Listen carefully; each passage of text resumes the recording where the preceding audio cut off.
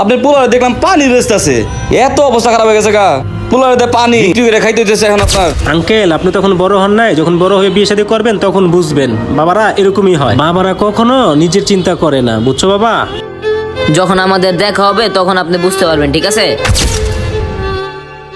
আম্মু, তুমি ঠিক মতো খাওয়া দাওয়া করে নিও। আব্বু, নতুন বছর তো আপস, আমার নতুন কাপড় চুপ কিনে দিব না? হরে মা, দিমু। এটা তো দরকার, আর বাবার তো রিক্সার বাজার ভালো না। ঠিক আছে, দেখি আমি কি করতে পারি। আব্বু, সবাই তো স্কুল ড্রেস বানালাইছে, আমি তো বানাই নাই কা। আচ্ছা বাবা, তুমি চিন্তা করো না, বাবা তোমার জন্য স্কুল ড্রেস বানাই দেবো। যাও বাবা, ভিতরে যাও। আর বাবা, ঠিক মতো পড়াশোনা করবা, ঠিক আছে বাবা? যাই তাইলে। আব্বু, রিক্সা সাবধানে চালাও। আচ্ছা মা, ঠিক আছে, যাও। ভাই একটা পানি নেন, নেন একটা নেন।